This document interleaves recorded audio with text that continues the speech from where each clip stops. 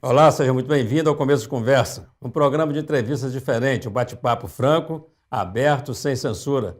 O Começo de Conversa é transmitido por 3 emissoras, Super Canal TV, TV Sistec e o NEC TV. Ele também pode ser acompanhado através das redes sociais. A magistratura é uma das carreiras mais desejadas e também uma das mais difíceis de ser alcançada. Para ser um magistrado, é preciso ser registrado na OAB, ter exercido pelo menos 3 anos de advocacia e ser aprovado em um concurso público altamente concorrido. Ademais, a atuação no cargo traz em seu bojo uma enorme responsabilidade, já que acaba decidindo muitas vezes sobre a vida e o futuro das pessoas. Um dos campos de atuação da magistratura é o juizado especial, que julga causas menos complexas e de infrações penais menos graves. De acordo com o Sistema de Informações Estratégicas do Judiciário, Caratinga tem mostrado produtividade acima da média nacional nessa área. De 6.000 processos distribuídos em 2017, cerca de 5.200 foram julgados num tempo de aproximadamente 4 meses. E esse resultado é graças ao trabalho do juiz da Vara de Pequenas Causas. Nosso convidado de hoje é casado, pai de 2 filhas, nasceu na capital do Amazonas, mas viveu 6 anos da sua infância no Pará. Ele se formou em Direito pela Universidade Federal de Minas Gerais e, em 2001, iniciou sua carreira no Tribunal de Justiça de Belo Horizonte. É especialista em criminologia, já atuou em 6 municípios e atualmente é diretor do Foro de Caratinga. Além disso, também é escritor e lançará em breve seu primeiro livro, titulado A História do Macaco Vermelho. Você vai saber quem está no começo da conversa de hoje, logo depois do intervalo. Não saia daí, nós voltamos já já.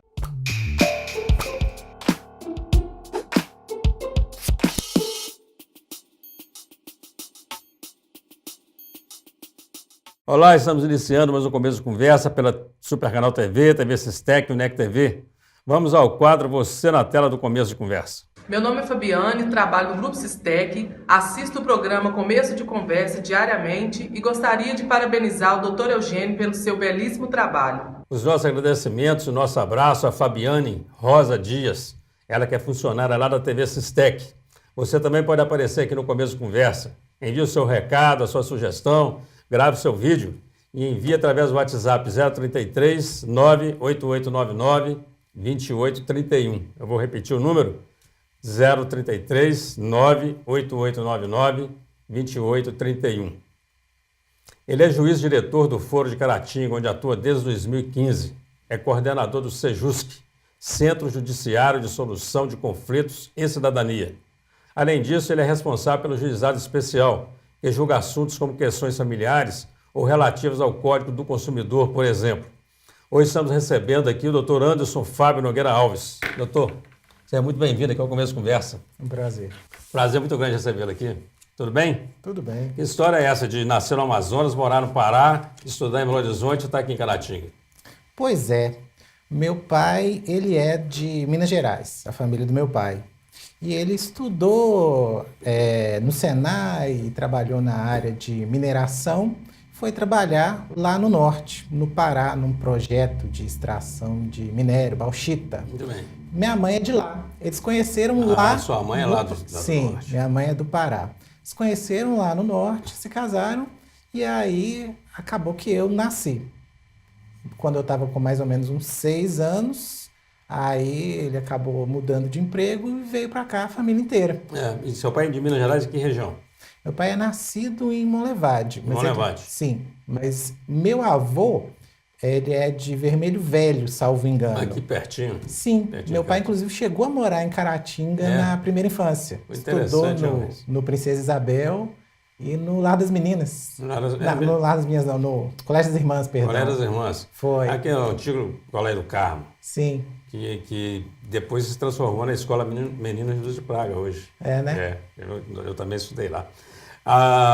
Então o senhor saiu do norte para morar em Belo Horizonte. Para morar em Belo Horizonte. Foi Sim. criado em Belo Horizonte. Foi criado em Belo Horizonte. Muito bem. Você estudou na UFMG. Sim, me formei na UFMG. Eu vi aqui que o senhor tem 2 filhas. Sim. Então, quem manda lá é a mulherada, né? É 3 contra 1. A gente tem sempre que cuidar das nossas princesas e das nossas rainhas. E o juiz quando chega em casa, ele julga lá também? Não, lá deixa montar cavalinho. Como é que é isso? Minhas filhas, elas descobriram a função agora. Né? Porque agora que elas estão mais São entendendo com as idade? coisas. A mais velha está com 10, a Com mais 10. nova está com 6. Vocês. Então, o pai é brincalhão né? e tudo mais. Mas de vez em quando elas vêm e falam. Quando elas têm algum entrever entre elas, algum problema, né? Pai, você é juiz. O juiz é que tem que decidir aqui. Quando é do interesse delas, né? Quando é do interesse delas. O senhor terminou, o senhor fez direito na UFMG, Sim, não é isso? fiz. E como é que foi a sua entrada na magistratura? Bom, eu entrei no Tribunal de Justiça como estagiário em Estagiário. 2001, Ah, nessa época. ainda estudante? Ainda estudante, Tá. fazendo estágio da graduação. Na graduação. Depois disso, eu trabalhei, fiz o concurso para o cargo de oficial, que é um cargo de 2º grau, e trabalhei nesse cargo de oficial, fui chamado, me formei exercendo esse cargo de 2º grau. Depois disso, eu trabalhei algum tempo com assessoria, que já é um cargo de nível superior, mas sem concurso, Sem por concurso indicação. E aí, depois de algum tempo exercendo essa função, eu fiz o concurso para a magistratura e logrei êxito. É um concurso Graças a Deus. bem difícil, né, doutor? Sim, São várias etapas, né? sim. O concurso que eu fiz, ele demora, hoje são 4 etapas, ele demora em média uns 2 anos. Você Acontecendo. fica, por conta de fazer o concurso em si. Eu não sei se ainda é assim, mas eu me lembro já de ter estudado sobre isso, e a última etapa era uma entrevista, que era, na verdade era quase uma defesa de um verbal. Sim, é a prova oral. É a prova, que chama de prova oral. É a prova é a oral. parte mais complicada, né? É. É bem complicado. Que aí o examinador é um advogado renomado, um professor ou um desembargador mais antigo, que o candidato chega à frente como se fosse uma banca Isso. e é questionado e tem que responder. E o cara pode estar mal-humorado naquele dia, né? Vai lá que o Cruzeiro perdeu naquele dia, hein? Bom, a gente espera que não, né? Não. Mas acaba sendo o direito ele é bem objetivo, assim. Normalmente os apaixonados pelo direito,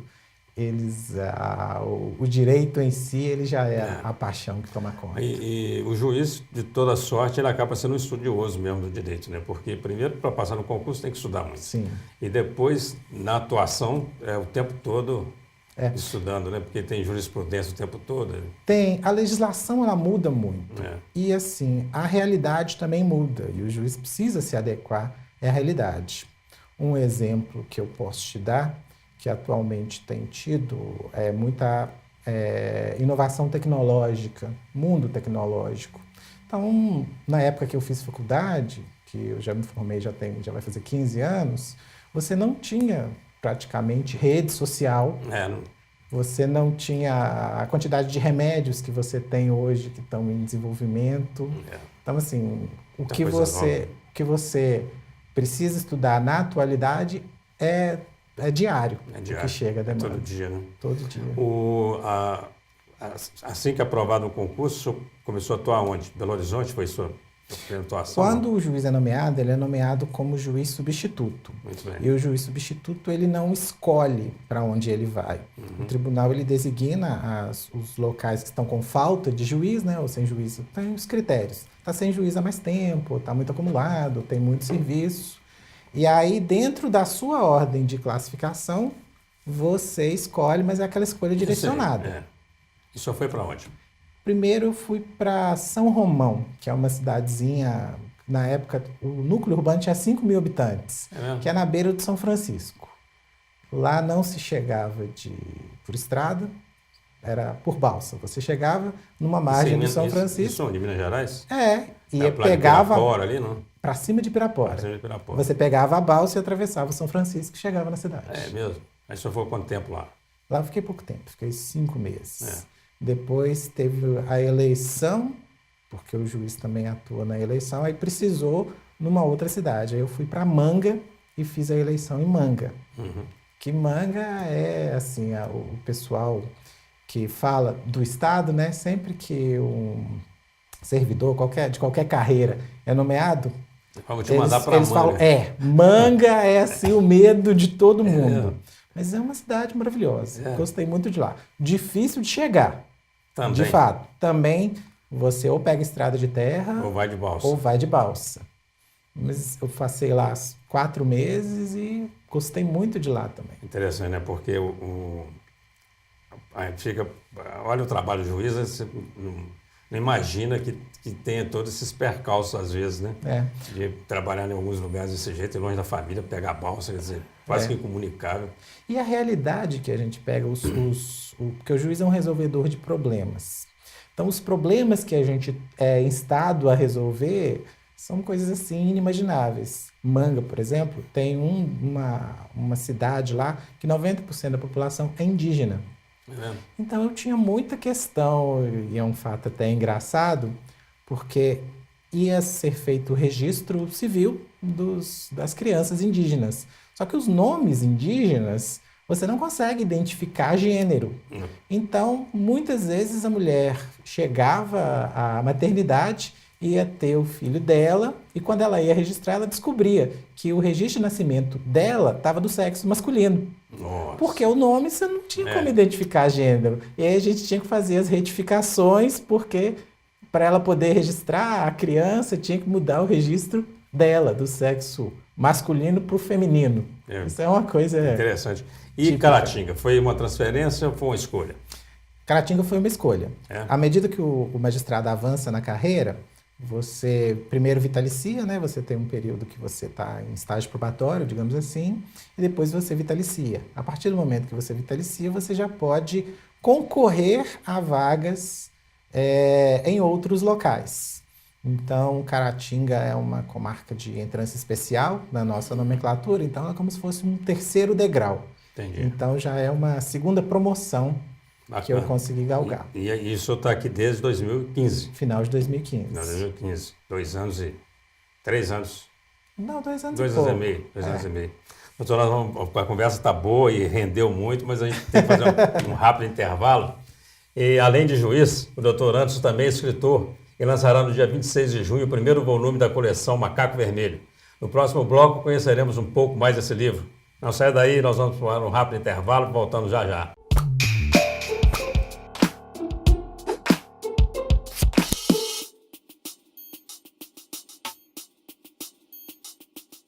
A justiça é um assunto pouco explorado pela grade curricular nas escolas.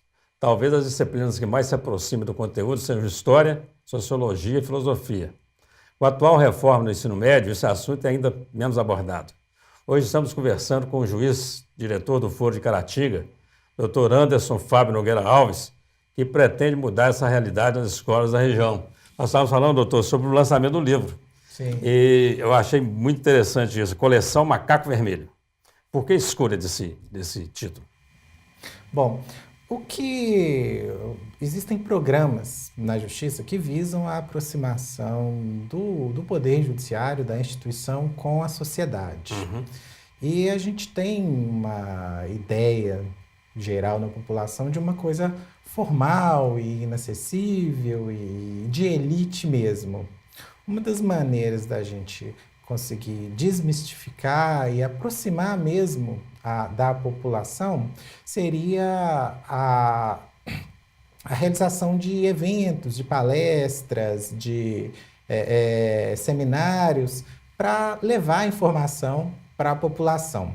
A ideia do Macaco Vermelho, ela surgiu para se transformar num catalisador, num chamativo, porque quando você visa atingir o público infantil, você falar de leis, de código, fica muito abstrato para aquele público.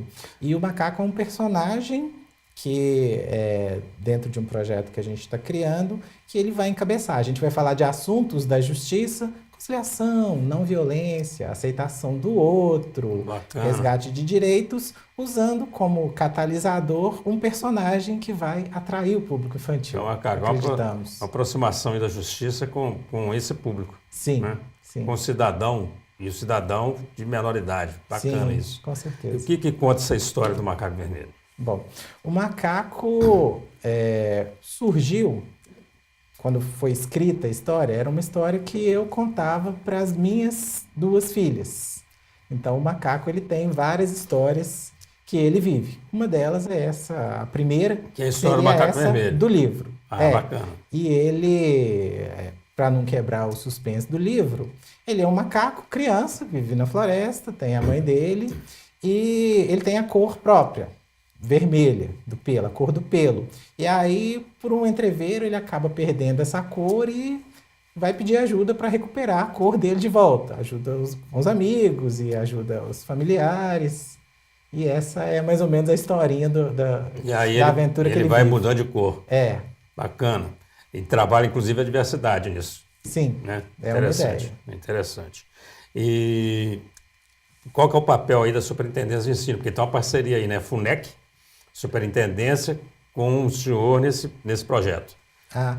É essencial, porque o Poder Judiciário ele precisa buscar as parcerias para conseguir desenvolver os projetos. E para desenvolver o projeto em escola, que é na infância e na adolescência, a Superintendência de Ensino ela é essencial para a gente fazer esse trabalho. Então,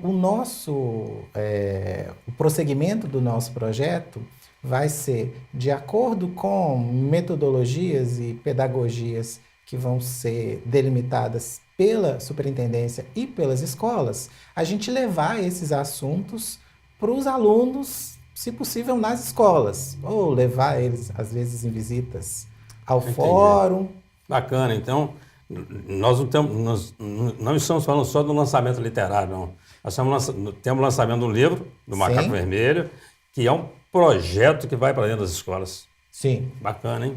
A ideia é a gente transformar a coleção Macaco Vermelho numa espécie de selo que vai encabeçar vários projetos, tanto artísticos, quanto literários mesmo, quanto musicais, talvez, para ser produzido pela juventude, pelas crianças e talvez, eventualmente, a gente ter outras publicações dentro dessa produção. As crianças vão acabar ajudando a construir histórias. Com certeza. Para o Macaco Vermelho. E contar também as próprias histórias, As próprias histórias, né?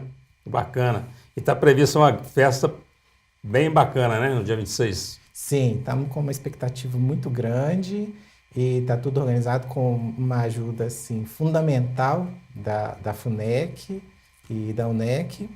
E estamos aí na expectativa, já está tudo pronto. Esse primeiro livro, ele traz as ilustrações do Camilo, né? Sim. Camilo Lucas. O reconhecimento da arte, o Camilo não precisa do reconhecimento.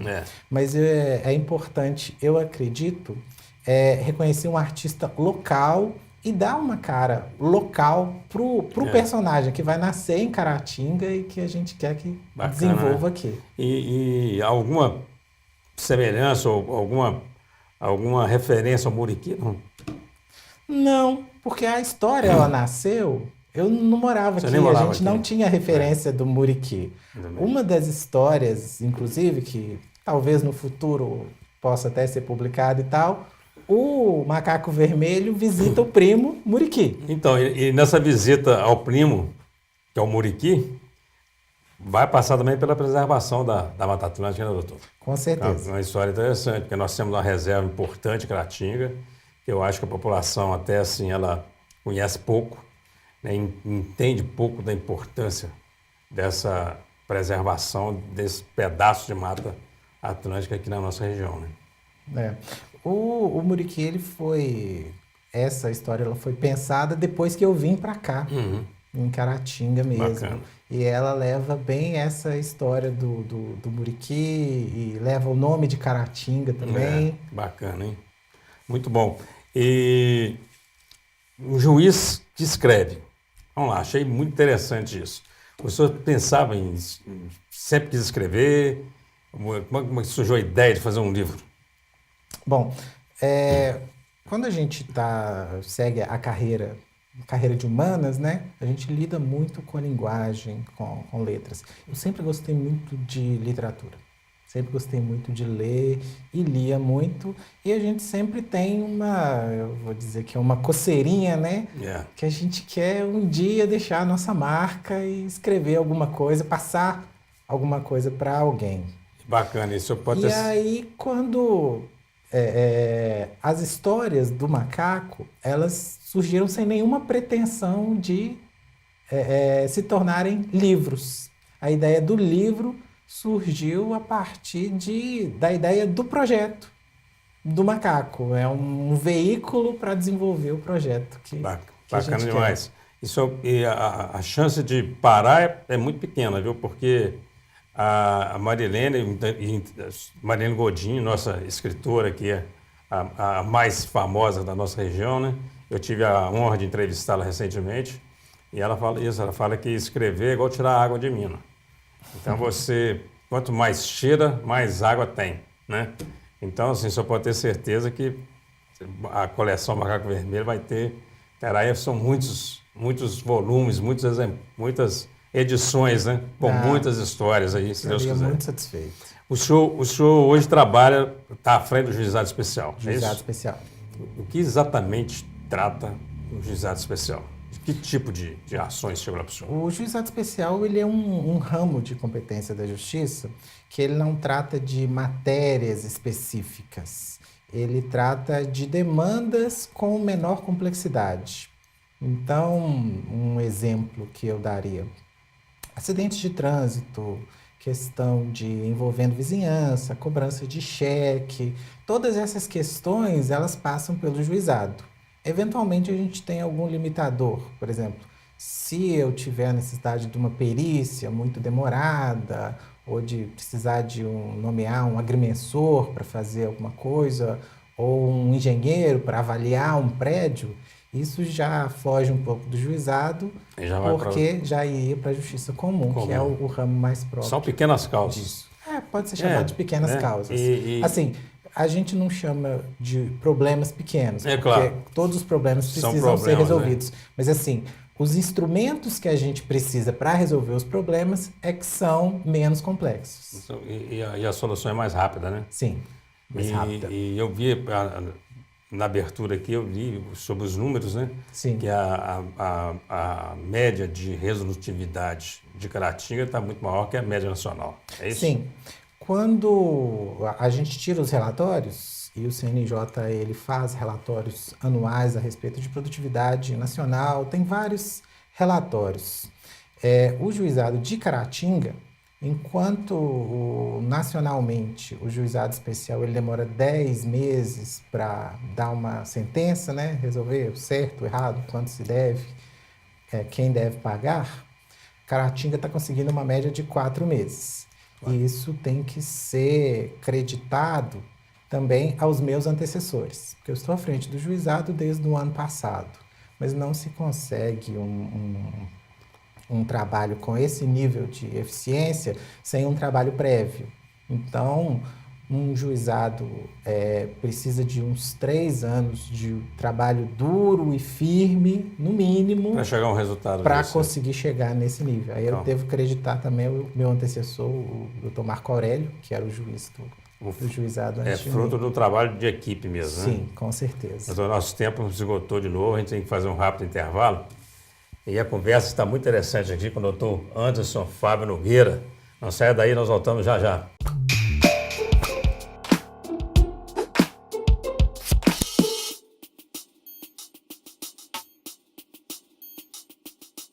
A comarca de Caratinga atende 11 municípios. No juizado especial, conduzido pelo Dr. Anderson, são julgadas causas menos complexas de até 40 salários mínimos, que não exigem perícia e que recebam penas de no máximo 2 anos. Este é o último bloco do Começo de Conversa, que hoje recebendo aqui o diretor do Foro da Comarca de Caratinga, o Dr. Anderson Fábio Nogueira Alves. Essa informação é correta, doutor? Até 40 salários mínimos? Sim, por lei o limite é 40 salários mínimos. E a pena também de 2 anos no máximo? Sim. Quer dizer, se a minha causa chegou no juizado especial, eu já sei que a minha pena vai ser no máximo 2 anos, é isso? Sim, é porque cada crime ele tem uma pena máxima que pode ser infligida ao Muito autor bem. do fato que a gente chama. Então, todos os que têm pena até 2 anos, a competência é do juizado. E uma cidade igual Caratinga, por exemplo, ainda tem muita briga de vizinhança, não? Isso é comum chegar lá para o senhor isso? É comum, É? é relativamente comum. Toda Uma a janela vida, que abriu para o lado de cá. toda a vida em sociedade ela é complicada. E Caratinga tem uma peculiaridade, porque ela é uma cidade que me parece que ela está se verticalizando muito rápido. Então você tem residências muito próximas, barulho e água que quando chove cai para o lado e incomoda o vizinho. Repúblicas, por conta das Repúblicas. faculdades, né? Você sempre tem essas questões. Então é trabalho todo dia, né? Tem sim. O senhor hoje está como diretor do foro, Sim. né? E há quanto tempo? Eu entrei em dezembro passado como Dezembro diretor passado. do foro, nessa função. O seu antecessor era o doutor Consuelo, Sim. né? E me parece que essa escolha é feita por vocês mesmos, né? É um cargo rotativo. Rotativo. É um cargo rotativo. Porque, na verdade, é como se fosse o síndico. Se É a o gente síndico fosse do falar, prédio. é o síndico do prédio. A gente tem funções administrativas, não são funções jurisdicionais. Então, é olhar os cartórios de registro, os funcionários do fórum e fazer convênios para sessões de servidor e todas essas coisas O administrativas. bom disso é que fica um síndico, não fica muito chato, né? Porque ele sabe que daqui uns dias o síndico vai ser o outro, né? O diretor do foro é o outro. É interessante isso. E é a primeira vez que só assume a direção do foro. Em Caratinga, sim. E é fácil de realizar o trabalho. Quais são as funções do diretor do foro? Bom, como eu tinha dito, a principal questão da direção do foro, que ela tem que se atentar mais, é o cumprimento das regras administrativas. Então, todo mundo que está jungido administrativamente ao tribunal, é obrigação do diretor do foro fazer a conferência. Então, eu vou até os cartórios de registro civil, por exemplo, para ver se está sendo cumpridos os prazos para os registros de nascimento, de óbito, os casamentos, se estão sendo feitos da maneira correta, se tem todas as testemunhas. Dentro do fórum, especificamente, todas as questões administrativas. Estão ligados ao diretor do fórum. Ligar a água, a internet está ruim, está precisando de material, porque está precisando de um curso por exemplo, para adotantes. Aí a gente corre atrás do material, mobília. Funcionário que atrasa. Isso. Tem todas essas questões. Tem essas questões todas. O foro ele tem funcionários efetivos na administração e tem também aqueles funcionários terceirizados? Nosso quadro, no Tribunal de Justiça, nós temos um quadro de concursados, que são os que fazem o concurso. Temos oficiais de justiça, assistente social, os oficiais de apoio. Nós temos cedidos, que são os municípios e as câmaras, que nos cedem funcionários, servidores. Nós temos estagiários, que são os estudantes que vão fazer o estágio para aprender e também nos ajudar nesse trabalho. E nós temos o pessoal de apoio, vigia, faxineira, esse pessoal todo que administra é o diretor do foro. Sim, é o diretor do Tem foro. uma ideia, né, que é um pensamento comunitário de que funcionário público ele arrumou um emprego para sempre, né? Tem essa ideia.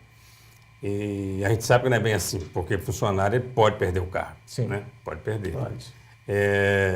Na justiça, no judiciário, as coisas são mais sérias nesse aspecto, por exemplo. Se um funcionário cometeu uma infração qualquer, abre-se mesmo um processo administrativo, ou isso funciona com prefeituras, que a gente sabe que fica lá anos um processo rodando. Olha, eu não sei te falar dos procedimentos, porque cada ente tem a sua regulamentação. Às vezes tem até alguns entes que não têm regulamentação nenhuma. No Tribunal de Justiça nós temos provimentos que são feitos pela nossa presidência, pela nossa corregedoria, que disciplinam quais as obrigações e em quais hipóteses de descumprimento você deve abrir um procedimento, é disciplinado como esse procedimento é feito, quem vai exercer cada função, os prazos. Então, a gente tem, digamos assim, um roteirinho bem delimitado para seguir. A coisa funciona, né? Eu fiz uma pergunta, eu já entrevistei aqui o doutor Alexandre, né? Já entrevistei o doutor Consuelo, já entrevistei o juiz do trabalho, doutor Jonas Freitas, e eu fiz uma pergunta para eles, eu vou fazer para o senhor também. Juiz ganha muito ou professor que ganha pouco? Eu acredito que o professor ganha pouco, porque a minha esposa já foi professora. Hoje ela é servidora concursada do tribunal também, mas ela fez história na faculdade e começou dando aula em estado e em prefeitura. E assim, a realidade que o professor tem, a importância que o professor tem na sociedade, ela não é reconhecida na remuneração que normalmente a gente vê recebendo. É um absurdo, né? Porque o professor, o senhor é juiz porque teve um professor, né? Com certeza. Eu sou administrador porque tive um professor, o médico é médico porque teve um professor, e realmente, assim, eu falo com muito carinho dos professores, eu tenho a minha professora, minha primeira professora, dona Agripina, é viva, é uma senhora fantástica, quer dizer, me abriu as portas, né, para eu me tornar quem eu sou. O senhor tem essas histórias boas com a professora, não? Tenho, e a gente tem sempre aquelas matérias que a gente Que marcam mais, né? que marcam mais. E eu sempre tive, por facilidade com linguagem, sempre tive mais proximidade. A gente fala assim, o professor gosta de mim, o professor não gosta de mim. Mas vai também da dedicação da gente, né? Eu era muito bom em história, muito bom em linguagens. E assim, sempre que tinha debate que eram promovidos, aí os professores sempre, não, você vai liderar uma equipe, você vai fazer. Bacana. E isso me impulsionou mesmo para essa questão de expressar e de trabalhar a linguagem e de a arte do convencimento também, que é importante no direito, argumentar.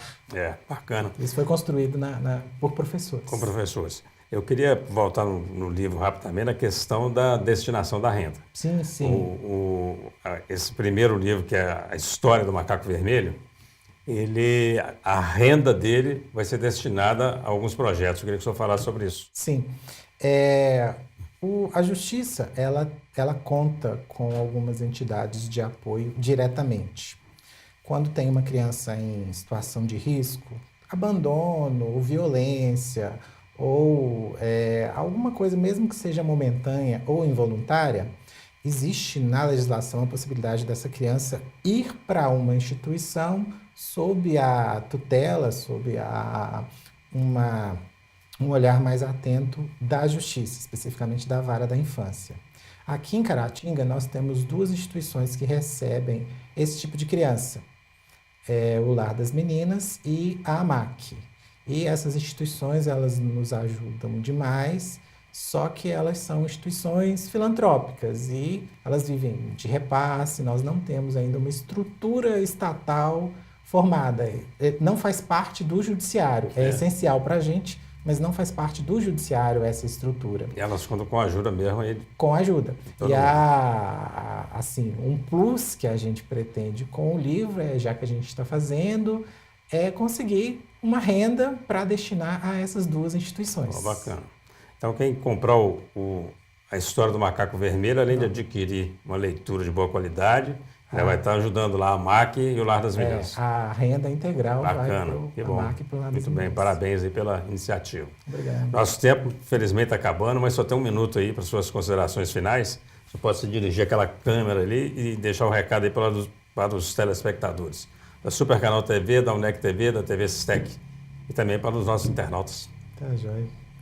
Bom, primeiramente agradecer a oportunidade de vir aqui e demonstrar para a população o que é o trabalho que a gente faz, porque muitas vezes o magistrado ele não tem a oportunidade que as pessoas vejam o que ele faz. E uma parte do nosso trabalho é chamar as pessoas para auxiliar. Esse livro, que está sendo lançado agora em junho, é um pouco disso. Chamar a população e criar um personagem, talvez criar uma identidade para a gente cuidar um pouco mais e com mais atenção da infância e da adolescência e das nossas crianças aqui de Caratinga. Doutor Anderson, muito obrigado. É um prazer muito grande recebê-lo aqui no Conversa. A bancada aqui do programa está sempre à sua disposição, à disposição do Judiciário, para a gente bater um bom papo, ter um bom começo de conversa aqui, tá bom? Uma satisfação. E dizer que foi professor. um prazer muito grande ter, de certa forma, participado desse seu projeto, organizando o seu livro, né? Que a gente espera que seja um sucesso. Ô, Eugênio, não é porque está na sua frente, não, mas quando eu comecei a pensar, o seu nome foi que encabeçou assim, vai falar com o Eugênio, porque é ele que vai. Foi bom, Ele que vai te encaminhar tudo. Eu agradeço e vai ser um sucesso. Teremos uma grande festa. Está todo mundo convidado aí para o dia 26, lá na UNEC, participar do lançamento da coleção Macaco Vermelho, com o primeiro livro, que é a história do Macaco Vermelho, de autoria do Dr. Anderson Fábio Nogueira Alves. Não é isso? Muito obrigado pela atenção, muito obrigado pela audiência e até o nosso próximo encontro, se Deus quiser.